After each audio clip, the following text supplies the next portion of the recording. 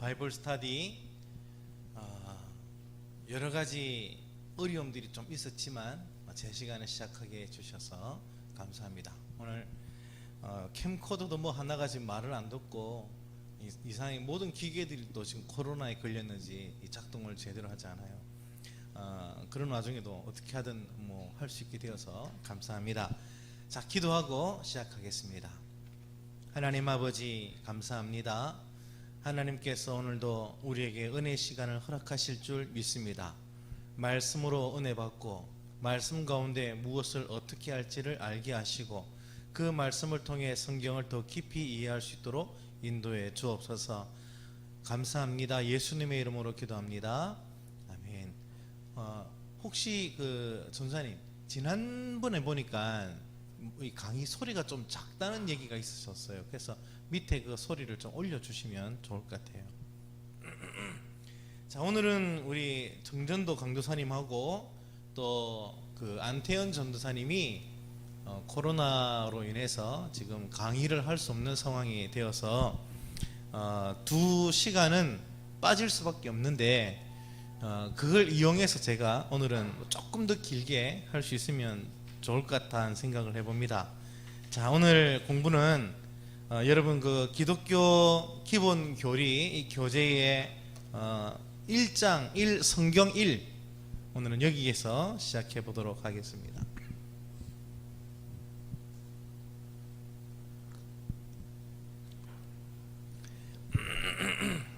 자, 성경 1 교재 19쪽에 있습니다.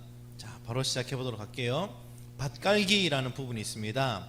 하나님의 말씀인 성경을 당신의 감정, 가치, 의견, 문화보다 더 신뢰하게 된다. 사실 성경만큼 믿을 수 있는 건 없잖아요. 그런데 우리가 이 세상 가치가 자꾸 성경을 믿을 수 없는 것처럼 자꾸 이렇게 오해를 만들고 불신을 자꾸 조장해요. 근데 우리가 성경을 제대로 알면 알수록 확실하게 깨달을 수 있는 것은 성경보다 믿을 만한 것은 없다 하는 것입니다. 그래서 우리가 성경을 오늘 첫 시간에 공부할 텐데요. 기독교는 성경 위에 존재하고 있습니다. 여기 보면 잘 보이시려는 건 모르겠지만 성경이 이렇게 이제 딱 돼 있으면 요 위에 기독교가 이렇게 딱 세워져 있습니다. 성경이 무너지면 기독교도 없어요. 기독교는 성경이라는 이 계시 위에서 형성되어 있습니다.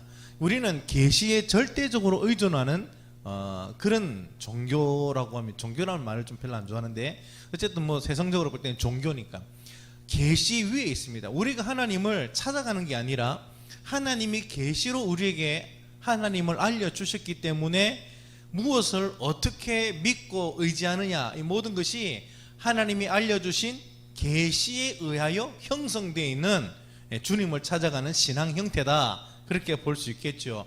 그러므로 그 계시가 처음에는 선지자라든지 때로는 꿈이라든지 환상이라든지 이런 것을 통해 하나님이 알려주시지만 가장 중요한 것은 예수님 오시기 전에는 선지자를 통해서 말씀하시고 예수님이 오셔서는 직접 말씀하시고 예수님이 성천하고 가신 이후에는 예수님의 제자들이 예수님의 가르침을 기록으로 남겨요. 그래서 선지자들의 기록들, 그 다음에 예수님의 제자인 사도들의 기록들에서 그 기록이 신구약 성경으로 기록으로 남겨졌고, 사실 원본은 없어요. 원본은 없는데 원본을 필사해서 계속 그것이 후대로 이어지면서 오늘 우리의 손에까지 들려지게 되었어요.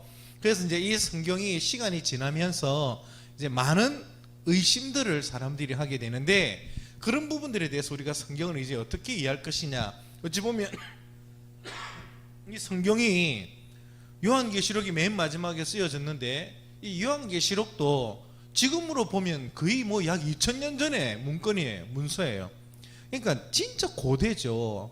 과연 그게 원본의 기록과 맞느냐, 그리고 그 원본이 있다 할지라도 진짜 그것이 하나님이 말씀하신 내용이 맞느냐, 과연 이 안에는 우리가 믿을 만한 역사적 사실들이 있느냐, 아니면 사람들이 지어낸 글들이냐, 뭐 이런 수많은 질문들이 나올 수밖에 없어요.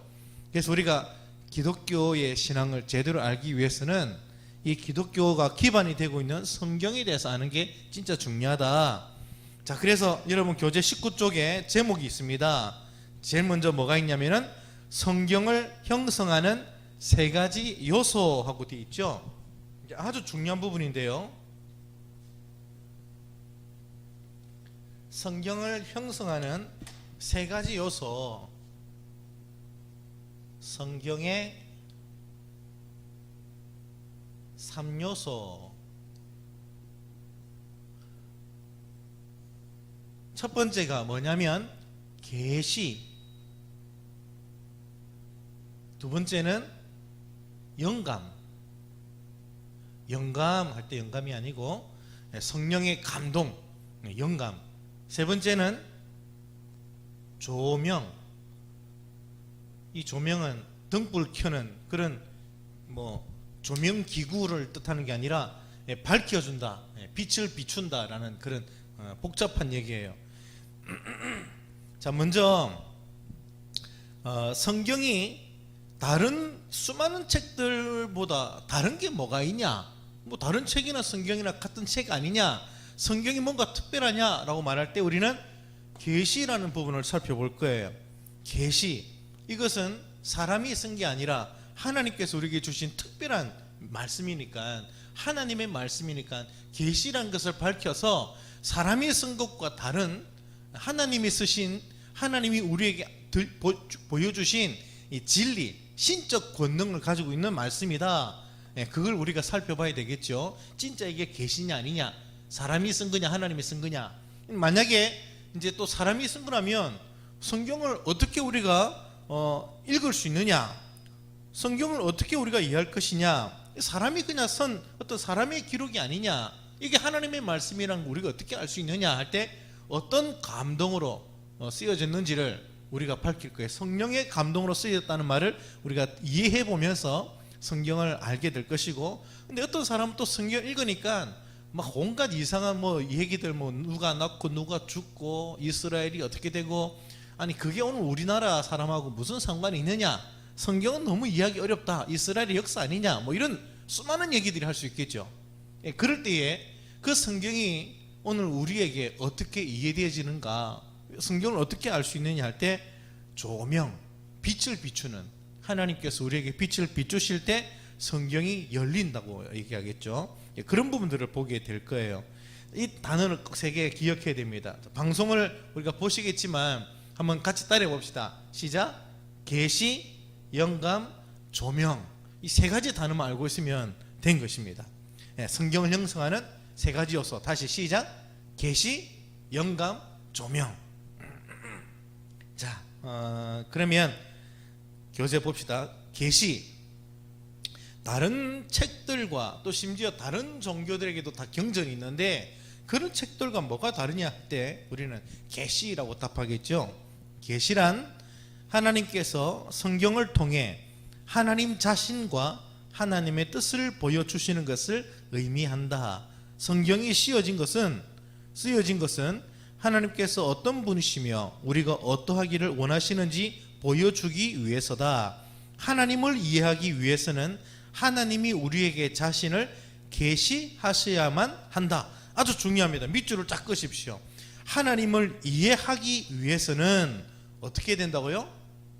우리가 막 더 똑똑해야 되는 게 아니라 하나님이 우리에게 자신을 계시해 주셔야 된다.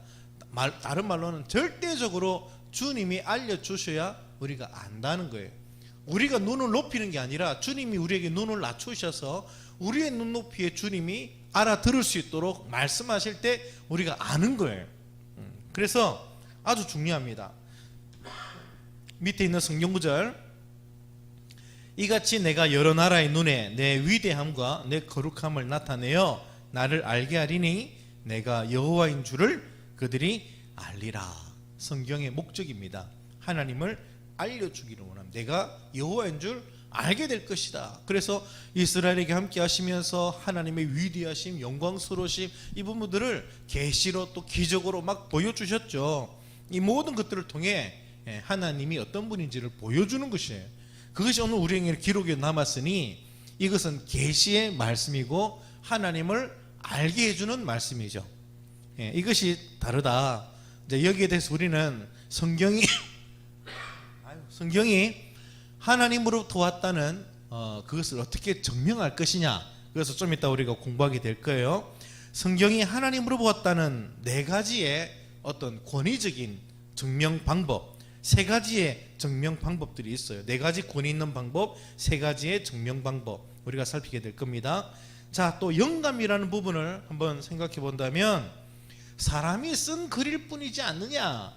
이것도 결국은 모세가 썼고 바울이 썼고 뭐 야고보가 썼고 마태가 썼고 뭐 그런 사람이 쓴 것이 아니냐라고 사람들이 얘기할 때, 물론 하나님이 직접 나타나셔서 주님의 손가락으로 펜을 잡으시고 막 초자연적인 역사로 막 써내려간 그런 것은 아니에요.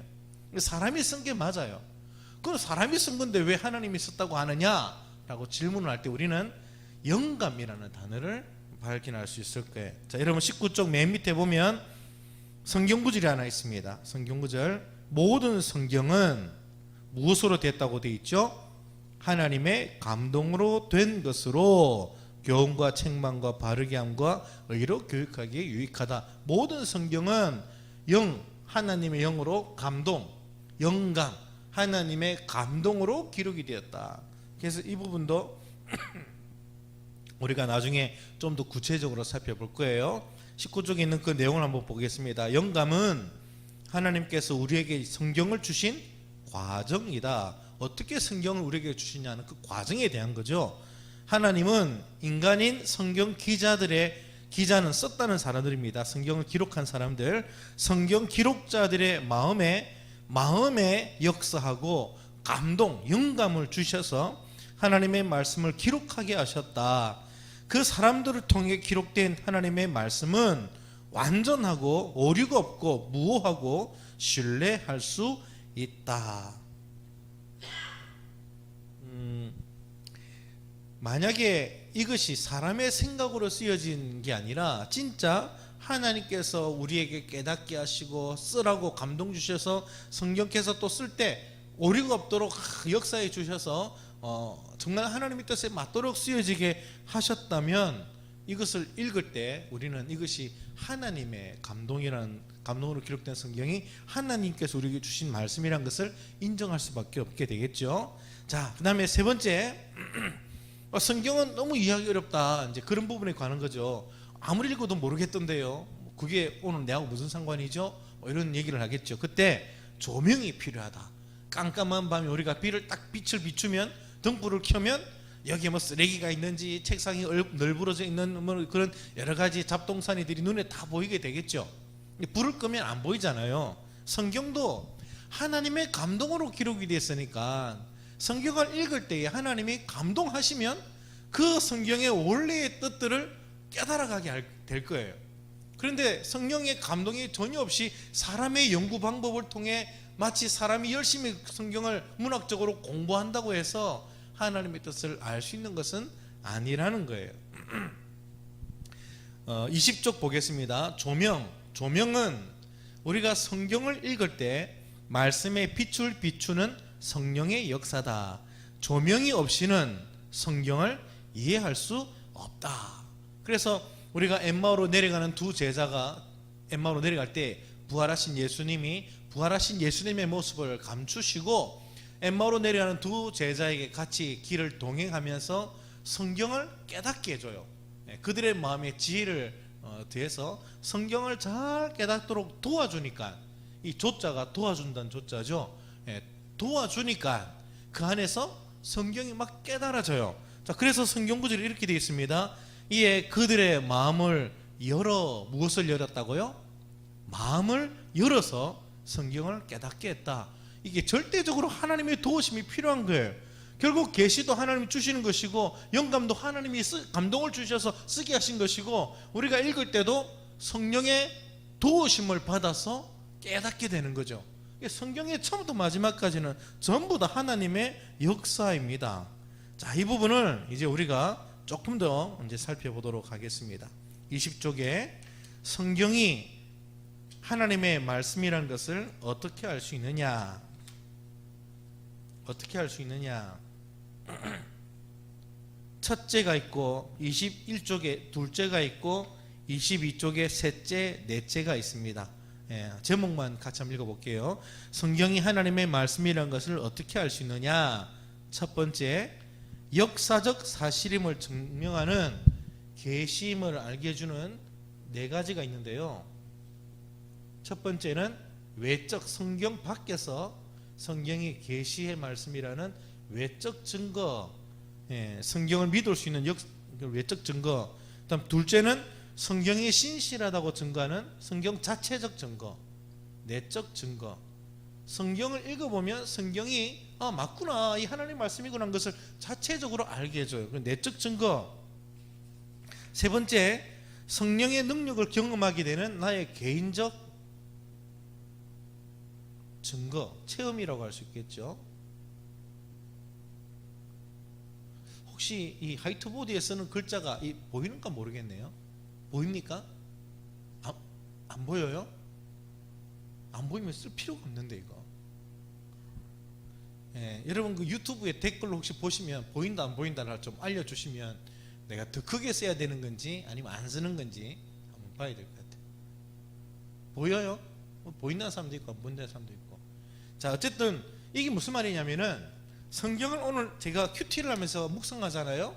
근데 이 성경 말씀이 그냥 단순하게 마음에 그냥 뭐 위로만 주는 말씀인 줄 알았는데 이 말씀을 실제로 믿고 의지하고 행동해 보니까 말씀이 살아서 내 삶에 엄청난 체험으로 나타나는 거예요. 하나님이 살아있다는 게 느껴져요. 성경 안에만 하나님이 계신 줄 알았는데 이 성경에서는 하나님이 이렇게 내게 해주겠다는 그 약속이 오늘 믿음으로 행동하는 내 삶에 그대로 재현되어지는 거예요. 하나님이 살아있다는 게 막 느껴지죠. 그럴 때 우리가 성경을 믿게 되는 거예요. 이거 하나님의 말씀이구나. 사실 아무리 학자들이 외적 증거, 내적 증거 떠들어대도 이게 없으면 공부하기 싫어하는 우리가 과연 이걸 성경으로 받겠습니까? 성경이 진짜 성경일 수 있는 것은 물론 이 외적으로도 내적으로도 수많은 증거들이 있지만 이게 아주 중요하지 않습니까? 우리에게 말씀이 살아 역사하고 있으니까. 말씀을 선포했더니 귀신이 쫓겨나가고 내 삶에 엄청난 어려움이 있었는데 말씀 붙들고 기도했더니 그 붙들고 기도한 말씀이 그대로 내 삶에 이루어질 때 와, 이 진짜구나, 성경은 진짜구나 하는 것을 알게 되죠. 자, 그 다음에 네 번째는 예수님의 실제적 말씀입니다. 저는 이 예수님을 약자로 지저스라는 J라는 약자로 써요. 예수님의 말씀. 우리가 하나님은 눈에 보이지 않는데 2000년 전에 예수님이 직접 오셔서 성경에 대해서, 그때 예수님이 당시 때 성경은 구약이겠죠. 구약에 대해서 예수님이 어떻게 언급하셨느냐, 예수님의 성경을 어떻게 얘기했는지 예수님의 증거를 해야 되겠죠. 말씀이 아니고 예수님의 증거, 이런 걸 통해서 성경이 계시구나 하는 것을 우리가 한번 살펴보게 될 거예요. 자, 다시 돌아가겠습니다. 근데 오늘 다 다루지는 못할 거예요, 시간상. 양해를 구하는 것은 우리 두 분의 강의가 오늘 휴강인데, 휴강이기 때문에 제가 조금 길게 해도 양해해 주시기 바랍니다. 자, 먼저 20조. 첫 번째, 하나님의 말씀이란 것을 어떻게 알 수 있느냐? 성경의 역사적 사실성을 증명하는 외적 증거. 이 성경이 진짜 고대에 기록된 말씀이거든요.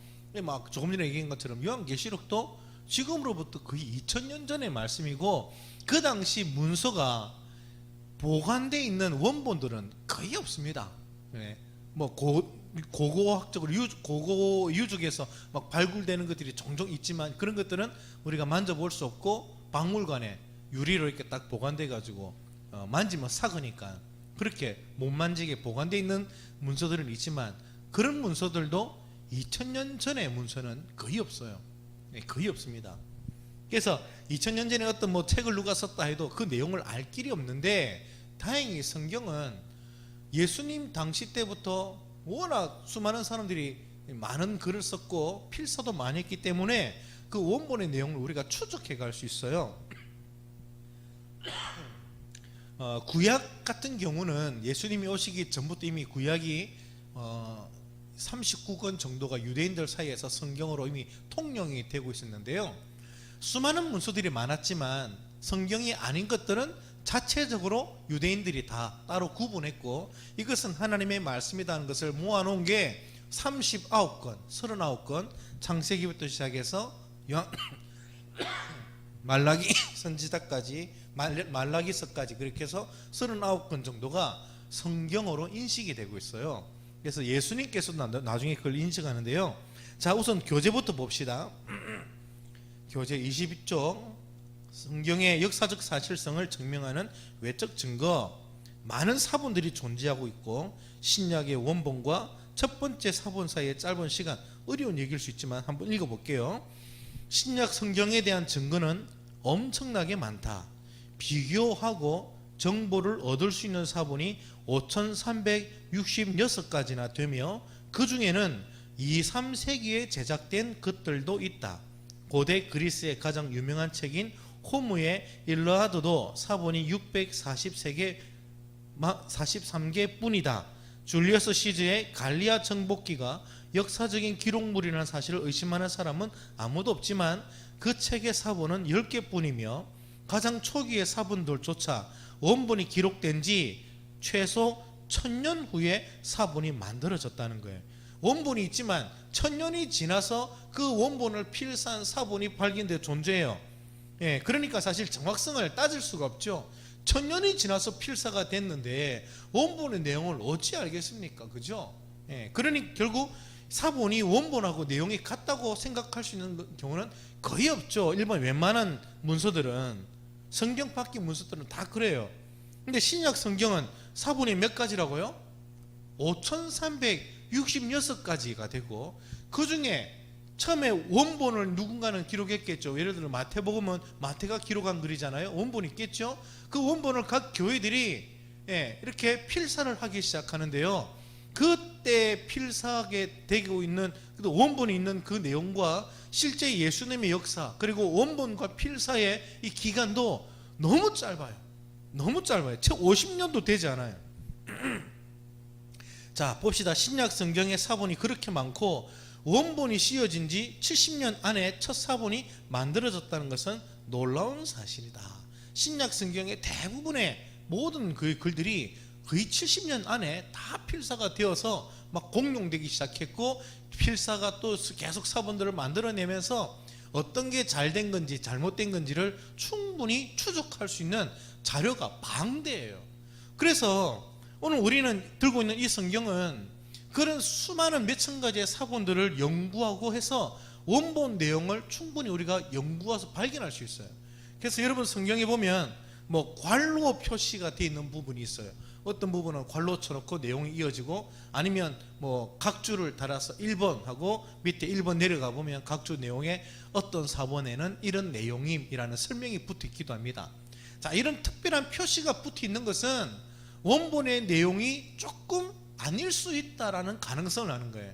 원본과 거의 맞다고 생각하는 A라는 사본과 B라는 사본이 둘 다 어떤 게 더 앞선 사본인지를 모르겠는데, 원본의 내용과 상당히 가깝다고 생각하는 두 사본이 어떤 단어를 서로 다르게 썼다면 우리는 어떤 게 진짜 원본인지 모르잖아요. 그럴 때는 둘 다 성경에 기록해 놓은 거예요. 처음에 유력하다고 생각하는 단어를 썼고, 그러나 어떤 유력한 사본에는 이런 단어로 되어 있습니다라고 밑에 각주를 붙여놔요. 그래서 우리가 충분히 그걸 알고 넘어갈 수 있도록 했습니다. 그 말은 아무 표시 없는 거의 대부분의 95% 이상의 글들은 다 어떤 내용이라는 거예요? 전부 다 100% 의심할 필요 없는 원본의 내용이다. 뭐 95%도 아니에요. 뭐 따져보면 거의 99%좀 되죠. 99%의 내용이 다 원본과 일치하다는 거예요. 자, 21조. 그러면 하나님께서 초자연적인 역사로 원본을 남겨주시면 좋잖아요. 원본을 다 그냥 기적적으로 보관해 주시면 이렇게 뭐 우리가 원본의 내용을 알아가려고 노력할 필요도 없는데 왜 원본을 안 주셨는가? 왜 하나님은 우리에게 성경 원본을 허락하지 않았는가? 그 이유 중 하나는 우리가 살아있는 하나님의 말씀을 읽고 따르는 대신 그 책을 모셔놓고 숭배할 수 있었기 때문일 것이다. 숭배. 사람이 이 종교심이 커가지고 만약에 베드로가 썼던 성경의 원본이 발견이 됐다 이러면 어떻게 할까요? 아마 그 원본에 사람들이 막 음란하게 찾아가서 원본 끝자락에다가 손이라도 대면 막 기적이 일어날 것 같고 막 그런 종교심들 때문에 하나님이 원본들은 다 없애버렸어요. 대표적인 예가 하나 있습니다. 열왕기하 18장 4절 제가 읽을 드릴 테니까 읽을 필요 없겠네요, 시간상. 거기 보면 열왕기하 18장에 보면 갑자기 어떤 게 등장하냐면은 모세 출애굽 시대 때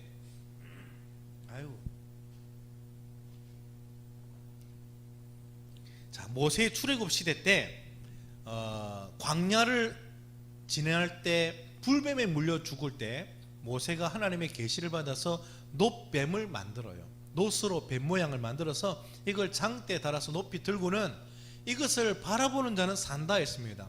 불뱀에 물려 죽는 자가 그 놋뱀 바라본다고 살겠습니까? 근데 하나님의 말씀은 산다 했습니다. 그걸 믿고 바라본 사람은 살았어요. 그때 그 놋뱀이 하나님의 도구였죠, 쓰셨던. 그리고는 이제 이 놋뱀은 역사의 기록에서 쑥 사라진 줄 알았는데 나중에 광야 통과해서 가나안 들어가고 그러면서 이제 모세도 돌아가시고 딱 이제 그렇게 시간이 한참 지났죠. 1000년이 지나가고 있죠. 그런데 어느 날 보니까 그때 놋뱀을 누군가가 챙겨놨어요. 안 버리고. 그리고 그게 음란하게 너후수다는 이름으로 그냥 우상 숭배의 핵심이 되고 있어요. 모세 때 만들었던 놋뱀 쳐다보면 살았다. 와, 우리가 이 놋뱀 지금도 우리가 잘 이걸 유지해야 되지 않겠느냐. 그런 사람들의 음란한 모습들. 그래서 이런 사람들의 음란함 때문에 하나님이 원본 다 없애버렸죠. 말씀 법궤, 언약궤, 그게 예루살렘이 망하기 전까지 남아있었다고 하거든요. 근데 예루살렘이 망할 때 그 언약궤가 어떻게 됐는지는 아무도 몰라요. 그래서 학자들이 얘기하기로는 그 언약궤가 아마 지금 예루살렘 그 밑에 땅속에 깊은 부분에 묻혀 있지 않겠느냐 하는 그런 생각들을 해요. 어쨌든 원본과 그 당시에 실제 물건들은 하나님이 다 없애버리셨어요. 심지어 예수님에 관한 실제적인 것은 아예 없죠. 예수님은 심지어 무덤에 계셨다가 3일 만에 다시 살아나셨으니까 예수님의 시신도 없고 무덤도 없잖아요. 거기다가 예수님이 성천하지 않고 여기 계속 그냥 있으면 얼마나 좋겠어요. 늙지도 않고 죽지도 않으시고 2000년 동안 살아계시면 다 믿을 것 같은데 그것도 음란한 우상 숭배가 될 확률이 거의 100%이기 때문에 주님은 우리의 믿음을 위해서 승천하셔서 이 땅에는 성령을 보내주시지 예수님이 직접 계시지는 않아요. 그게 우리한테 훨씬 도움되는 것이요, 주님이 보실 때 바람직한 믿음으로 성장하는 길이 되기 때문에 주님이 승천하셨습니다.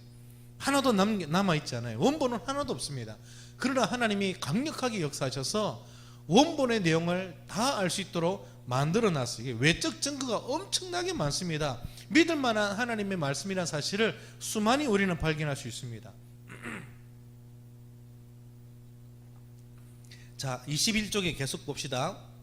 성경 사본을 만드는 과정을 보면 성경은 믿을 만한 기록이라는 것을 알 수 있어요.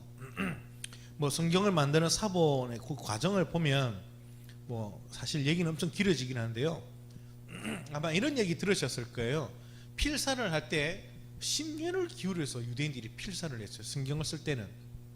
그래서 내용을 쭉 써내려가다가 필사해 가다가 하나님이라는 단어가 나오면, 아도나 여호와라는 단어가 나오면 그냥 쓰는 게 아니라 그 자리에서 붓을 새 것으로 교체를 해요. 그래서 다시 새 붓으로 그 이름을 써요. 그러면서 이 필사를 해 나가기 때문에 아주 심혈을 기울였다는 것을 알 수 있고요. 거기다가 옛날에는 양 가죽을 통해 그렇게 이제 그 종이 대신에 썼는데요. 이렇게 가죽을 얇게 펴서 이런 모양으로 만들어요. 이런 모양을 만들면 여기에서부터 히브리어는 오른쪽에서 왼쪽으로 써 내려가니까 알레, 베트, 뒷멜, 이런 식으로 써 내려간다 하십시다. 이렇게 쭉 이제 써 내려갑니다. 그러면 여기 단어가 글자가 하나, 둘, 셋, 넷, 다섯 이렇게 쭉 있잖아요. 한 줄에 글자 수를 다 맞춰요. 예를 들어서 한 줄에 정확하게는 모르겠는데 예를 들어서 30개 글자가 여기 있다 합시다. 그러면 옆에다가 30이라는 숫자를 인정했다고 체크를 해줘요. 글자 수가 맞다는 것을 체크를 해요. 그리고 그 다음 줄에 또 쭉 글자 수 내려가서 30개를 맞추고 이런 식으로 해서 10가지 행과 열을 다 계산을 해요. 글자가 몇 개였는지. 그래서 마지막 최종 한 페이지 넘길 때 전체 행과 열 글자 수가 다 맞는지를 체크하고 그러면 원본과 맞는 거니까 그 다음 페이지로 넘어가는 거예요. 그 다음 페이지를 필사하는 거예요. 이만큼 정확하게 빠뜨리지 않으려고 애를 많이 썼거든요. 유대인들이 그렇게 필사를 해내려 갔어요. 근데 만약에 이 사본을 필사하는 과정 속에서 어떤 사람이 착각을 해버렸어요. 착각을 해서 예를 들어서 여기 있는 중간에 했던 글자가 이런 영어로 H 같은 이런 글자를 썼는데 누군가 이걸 착각해가지고 이거를 붙어있는 글자라든지 아니면 요거를 하나를 빼버려가지고 이런 식으로 썼다고 하십시다. 그럼 이 다른 글자가 돼버리거든요. 그런데 이 글자가 틀렸다는 것을 어떤 사람은 분명히 알았어요. 이거 잘못됐네? 그러면 우리 같은 경우는 지우개로 이렇게 지워버리고 원래 있던 글자를 쓸 거 아닙니까? 그죠? 우리는 그렇게 사본을 할 거 아니잖아요. 다음 필사할 때 사람이 원본이 틀렸으니까 그 사본이 틀렸으니까 그 다음 사본을 이렇게 고치면 되는데 유대인들이 얼마나 천재적이냐면은 이렇게 잘못된 글자가 있는데도 불구하고 그 다음 사본을 필사할 때는 이 잘못된 글자를 그대로 똑같이 필사를 해요.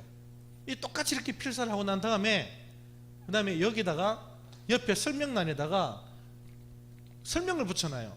원본은 이것이다. 떨어져 있는 게 아니고 붙어 있는 게 원본이다. 이러면서 원본을 따로 체크해놔요. 몇 번째 글자는 이것이다 라고 설명을 해요. 원본을 자꾸 손을 안 대는 거예요. 그러니까 후대 사본들이 사본을 쭉 필사할 때 이런 부분이 보였죠. 이렇게 사본은 필사했지만 원래 내용은 이것이었구나 라고 해서 그 다음 쓸 때도 똑같이 써요. 필사가 자꾸 설명이 더 붙지 원본을 손을 안 대려는 그런 노력을 많이 합니다. 그러다 보니까 100년이 지나든 200년이 지나든 시간이 지나서 사람들이 보면 이 설명들만 쭉 보면 원본이 맞는지 틀렸는지를 알 수 있으니까 이런 설명이 없는 부분들은 다 원본과 맞고 설명이 있는 부분들은 원본을 찾아갈 수 있도록 만들어 놨어요. 대단하죠. 근데 만약에 어떤 사람이 봤는데 이 사람이 잘못 생각한 거예요. 설명을 잘못 붙여놨어. 이게 원래 원본이 맞다고 생각합시다. 그러면 뭐 하면 되죠? 간단하게 설명을 지우면 되잖아요. 이거는 원본이 당신이 틀렸어. 이렇게 하면 되는데 유대인들은 그리 하지 않고 이 설명에다가 또 설명을 붙여요. 이 설명은 틀렸음. 이렇게. 그러니까 유대인들이 얼마나 철저하게 원본을 지키려고 애를 쓰느냐 하는 걸 알 수 있어요. 그래서 그 결과로 오늘 우리에게 원본과 거의 일치한 하나님의 이 믿을 만한 기록들을 남겨놓은 거예요. 그러므로 우리가 구약이나 신약을 읽을 때 하나님의 약속의 말씀이 있을 때 다른 표시가 없으면 이걸 우리가 어떻게 알 수 있죠? 진짜 하나님이 모세에게 이런 말씀을 하셨다. 진짜 하나님이 이 역사를 이렇게 이루셨다. 하나님이 이렇게 말씀하셨다 하는 것을 우리가 확실하게 알 수 있는 거예요. 이게 사본을 만드는 과정 속에서 드러난 믿을 만한 기록임에 대한 증거입니다. 계시를 다루는 유대인들의 철저한 모습. 그래서 우리가 이 말씀을 다른 어떤 사람이 쓴 것과 비교할 수 없는 기적적인 말씀으로 우리는 받아들일 수 있는 거예요. 자, 그 다음에 21쪽에 보면 장소와 연대에 대한 고고학자들의 연구가 계속되고 있습니다. 아까 얘기했던 것처럼 사본을 추적해서 원본을 찾아가는 모습들. 우리가 들고 있는 이 사본은 우리가 지금 이 공식 성경으로 채택하는 이 안에 있는 성경의 사본은 마소라 사본이라고 얘기할 수 있는데요. 마소라 학파가, 유대인의 학파입니다. 마소라 학파가 성경이 쭉 이렇게 구전으로 내려올 때 그거를 자기들 나름대로 완전한 기록으로 다 남기고, 그 옛날에는 모음이 없었는데 마소라 학파들이 또 모음까지 다 정리해가지고 사본을 완전히 만들었어요. 그게 그의 원본과 참 맞다고 생각해서 우리가 마소라 사본을 채택하는데 29번째 수정판이라고 해야 됩니까? 공식적인 마소라 사본 29판, 그거를 우리가 기초로 하고 있고, 거기에다가 수많은 성경학자들이 고고학적으로 발견되는 자료들과 덧붙여보고, 또 사본들을 막 수많은 5천 몇백 개 되는 사본들을 계속 연구하면서 성경의 원본을 찾아가는 방식으로 오늘 이렇게 성경을 만들어냈어요. 그래서 이것은 신학 연구의 집대성이라고 해야 되겠죠. 원본을 찾아가려는 모든 학자들의 어떤 이런 노력에 통해서 이렇게 공식적인 성경이 오늘 우리에게 이제 만들어졌는데요. 이 성경이 얼마나 원본과 일치하느냐 하는 것을 어떻게 우리가 증명할 수 있냐면은, 다행히 사해에서, 천년이 지난 사해에서, 그 사해에 보면 수많은 동굴들이 있거든요. 그 사해 동굴에 어떤 사람이 우연히 동굴 안에 밀봉되어 있는 항아리들을 많이 발견해요. 그래서 이게 뭐지 하고 보니까 그 안에 두루마리가 막 많이 있어요. 그래서 이걸 이제 나중에 알려주고 보니까, 학자들이 보니까 이건 구약에 있는 말씀인 거예요. 그리고 연대를 추정해 보니까 실제 이사야 같은 경우는 이사야가 살았던 시대와 그렇게 길지 않는 때에 필사된 사본들인 거죠. 원본과 상당히 가까운 때에 기록된 사본이란 것이 연대학적으로, 연대 측정법으로 발견이 된 거예요. 그래서 보니까 원본과 진짜 일치할 내용으로 이제 믿을 만한 사본인데, 초기 사본인데, 그 사본의 내용과 오늘 우리가 들고 있는 이 성경을 또 살펴보니까 거의 일치해요. 거의 일치해요.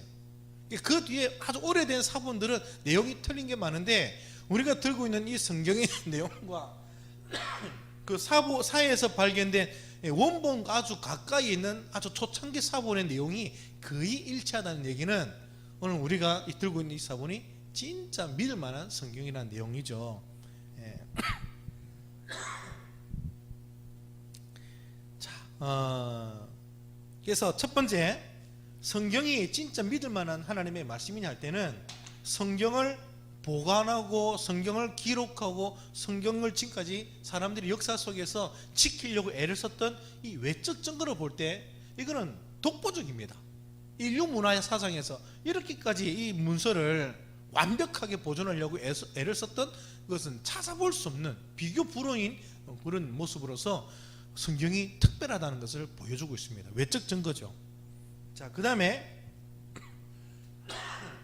성경의 신실성을 증명하는 자체적 증거, 내적 증거. 자, 계속 봅시다.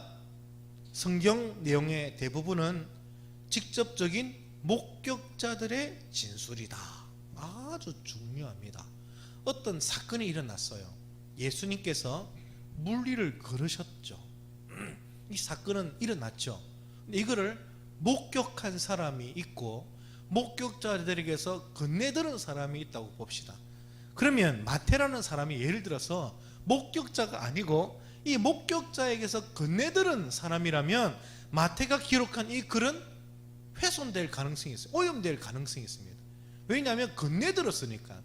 건네들으면 과장이 섞여 있고 때로는 부풀린 내용도 있고 없는 것을 그 사람이 이야기처럼 허위로 꾸며낼 수도 있잖아요. 이렇게 건네들은 얘기는 믿을 수가 없는데, 놀랍게 마태복음은 또 마가복음, 누가복음, 요한복음 이런 부분들은 모든 내용에 있어서 철저하게 목격자들의 진술에 의하여 기록이 됩니다. 마태는 이 모든 것을 직접 목격했고, 마가는 목격한 자는 아닌데 베드로가 목격을 했거든요. 그 베드로의 말씀을 옆에서 필사하던 필사관이라고 해야 됩니까? 서기관처럼.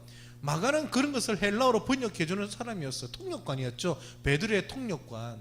그래서 베드로의 설교를 옆에서 통역하면서 가장 최초로 성경을 기록을 해요. 마가복음이 사복음서 중에서 제일 먼저 기록이 됐고, 실제로 베드로가 살아있을 때에 기록됐다고 볼 수 있고, 예수님이 성천하신 이후로 불과 20년밖에 지나지 않아요. 그만큼 정말 짧아요. 여러분 아까 읽었던 내용 보십시오. 다른 문서들은 원본이 있고 난 다음에 얼마 만에 사본이 만들어졌냐면 1000년이라는 기간이 있다고 했죠. 원본이 있었지만 1000년이 지나서 이 원본을 사본으로 만들 작업을 했으니 얼마나 엉뚱한 얘기가 많이 들어와 있겠어요. 원본과는 상관없는 사람들이 그냥 알고 있는 얘기들로 필사하니까 얼마나 많이 훼손됐겠어요.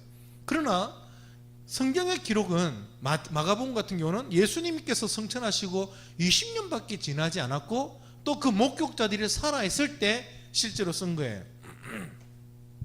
우리가 한 구절을 찾아보면 좋겠는데요. 제가 읽어드릴게요. 누가복음 1장 1절. 누가복음 1장 1절부터 누가복음이 이제 기록되는 그 배경을 얘기해요. 자, 1장 1절. 우리 중에 이루어진 사실에 대하여, 허위가 아니죠. 이루어진 사실에 대하여 처음부터 목격자와 말씀에 일꾼된 자들이 전하여 준 그대로 내력을 저술하려고 붓을 든 사람이 많은지라.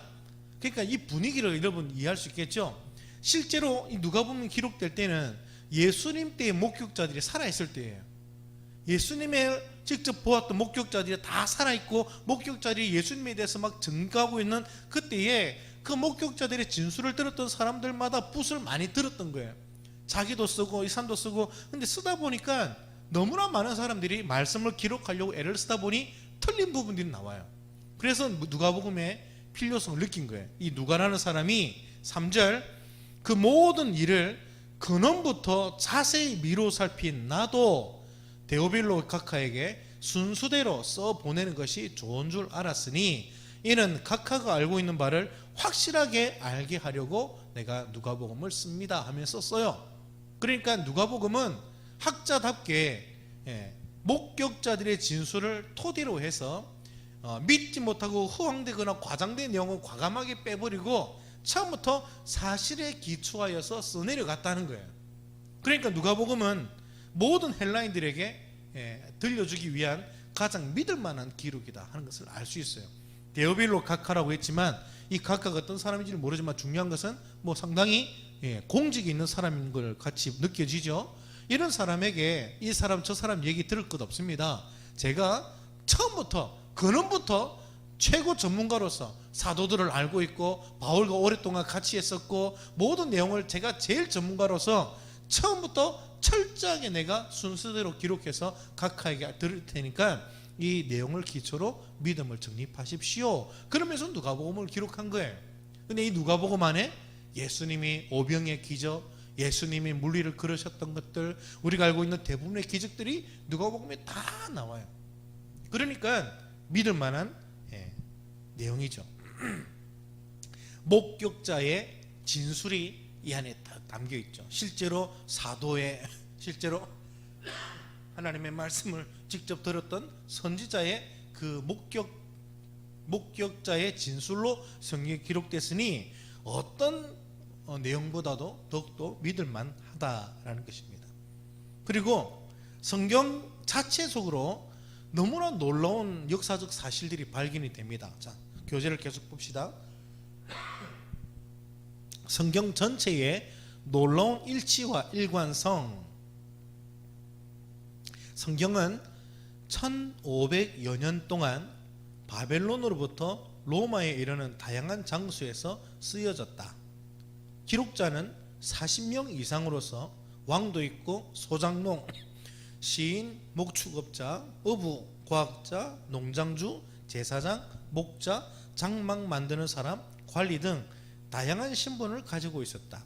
또 광야, 동굴, 감옥과 궁궐, 외로운 섬과 전쟁터 등에서 쓰여졌다. 그럼에도 불구하고 성경은 수백 가지 주제들에 대해 시종일관된 입장을 취하고 있으며 신뢰성을 보여준다. 그리고 처음부터 끝까지 예수 그리스도를 통한 하나님의 인간 구원이라는 한 가지를 이야기하고 있다. 어떤 사람이라도 결코 이런 책을 지어내 쓸 수는 없을 것이다. 몇 년 동안 성경이 쓰여졌냐면 창세기에서부터 요한계시록까지 1500여 년, 정확하게는 알 수 없습니다만 1400에서 1600년 사이라고 생각하는데 뭐 중간쯤 잡아서 1500년입니다. 그러면 한번 볼까요? 오늘 우리가 2000년대에 살고 있으니까 1500년 전에 어떤 사람이 이제 붓을 들었다고 봅시다. AD 500년쯤, 우리로 치면 이제 삼국시대 때 맞나요? 삼국시대 때죠. 고려인가? 모르겠습니다. 어쨌든 진짜 고대죠. 그때 남아있는 문서 자체가 없는데 어쨌든 그때 어떤 책을 썼다고 시작합시다. 주제는 남녀 간의 사랑, 이제 얘기를 썼다고 합시다. 500년 때 남녀 간의 사랑에 대한 중요한 부분을 다룹니다. 집신을 싣고 다니는 것은 불법이다. 뭐 이런 식으로 머리를 따태 하나를 따면 이건 사랑하지 않는 것이다. 뭐 이렇게 이제 뭐 내용을 썼다고 봅시다. 근데 1500년이 지나서 오늘 현대를 살아가는 우리가 그 내용과 주제를 그대로 이어받아서 똑같이 쓸 수 있나요? 생각하는 게 같나요? 다르죠. 다르죠. 만약에 1500년 전에 김기훈이라는 사람을 누가 이제 쓰기 시작했다고 봅시다. 그럴 수는 없겠지만, 근데 그 1500년 전 고대 때 기록에 김기훈이라는 사람은 이름부터가 영웅이다. 최고 멋진 이름이고 당대에 이런 이름은 나올 수 없는 이름이고 그 인물도 이름과 같이 정말 영광스럽다고 써내려갔다고 하십시다. 그러면 오늘 1500년이 지난 2000년대 사는 사람들도 똑같이 인정할까요? 생각하는 게 완전히 다르겠죠. 세대 차이가 10년만 지나도 느껴지는데 1500년 전의 이야기가 그대로 훼손 없이 똑같이 인정하고 똑같은 주제로 이어나갈 수 있나요? 그때 생각과 지금 생각이 같을 수 있나요? 다르죠. 성경은 놀랍습니다.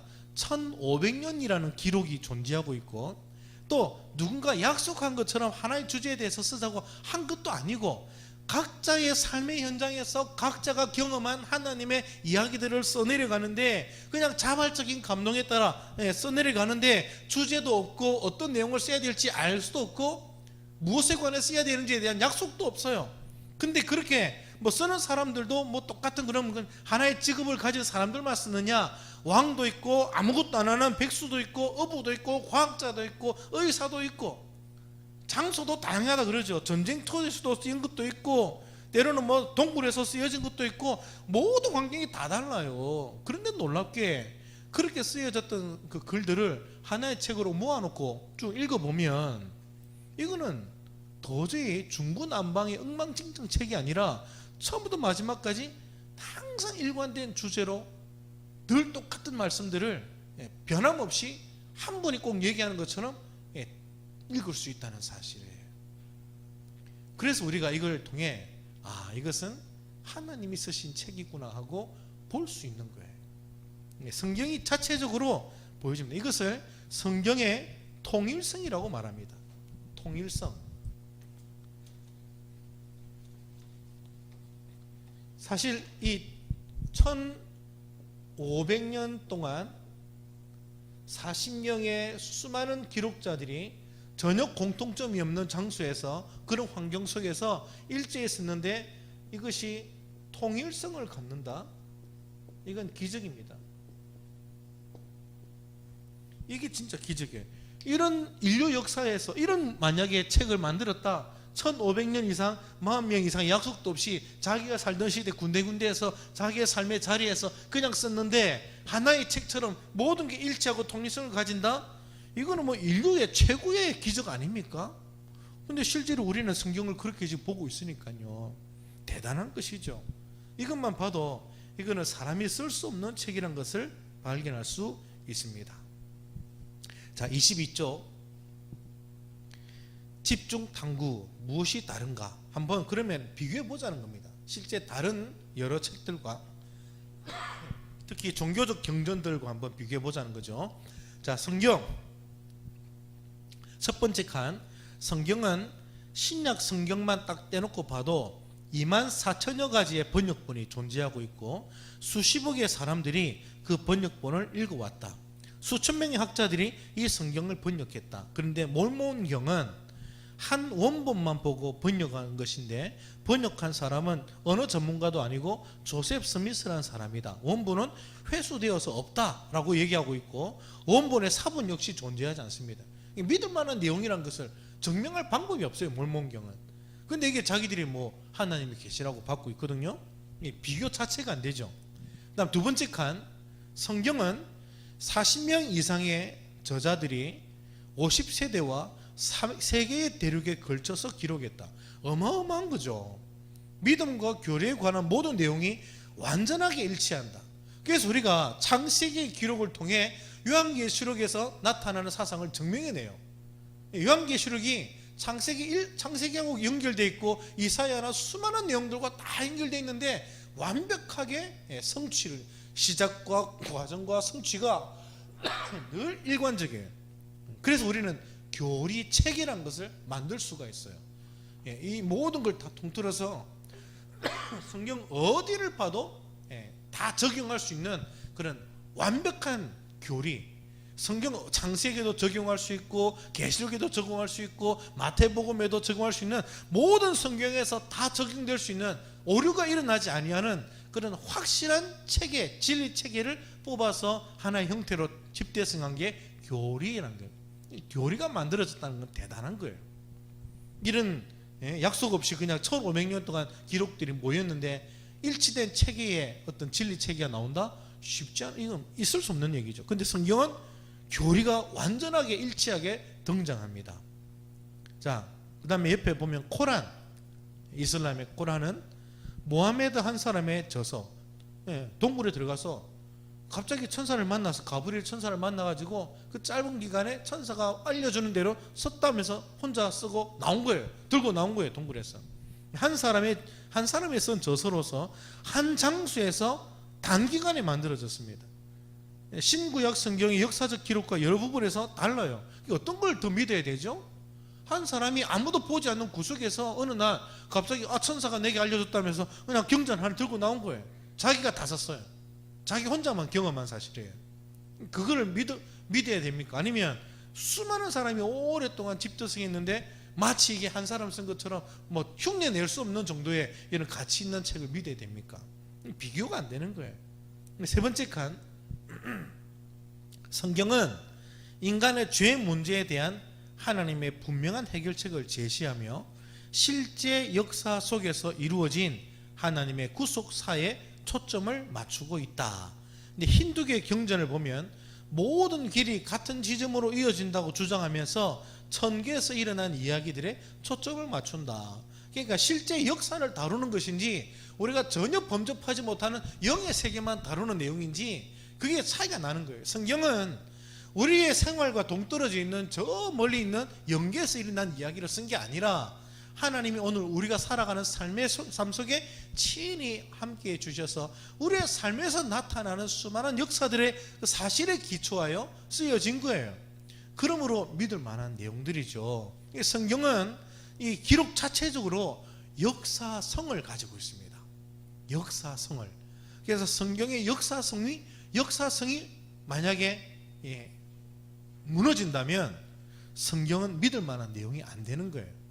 예를 들어 보면 창세기에 보면 아브라함 시대 때 아브라함이 가나안 땅에 하나님의 부름을 받아 들어가게 됐죠. 가나안에 들어갔는데 거기에 어떤 족속들이 있냐면은 창세기 기록을 보니까 아브라함이 누구더라고 이야기하냐면 거기에 헷 족속이라는 족속이 등장해요. 창세기에 나와요. 그러니까 아브라함이 이 헷 족속에서 돈을 주고 땅을 사서 매장지를 삼고 하는 그런 이야기들이 막 나와요. 자, 그런데 고고학적으로 최근까지 아무리 연구해도 이 헷, 영어로는 히타이트입니다. 히타이트라는 민족이 발견된 적이 없었어요. 고고학적으로. 그래서 학자들이 뭐라고 얘기했냐면 성경은 가짜다. 왜? 존재하지도 않는 헷 족속이 가나안 땅, 팔레스타인 땅에 있었다고 기록하고 있지 않냐? 근데 아무리 살펴보고 고고학적을 뜯어봐도 문헌도 그렇고 어떤 문헌에서도 어떤 고고학적 증거에도 이 히타이트 족속에 살았던 흔적이 전혀 없다. 그러면 성경은 허구에 쓰여진 내용이다라고 최근까지 그렇게 주장을 했었어요. 근데 1900년인가요? 그때 고고학에서 갑자기 이제 문서가 발견되기 시작했어요. 히타이트 족속에 대한 내용들이에요.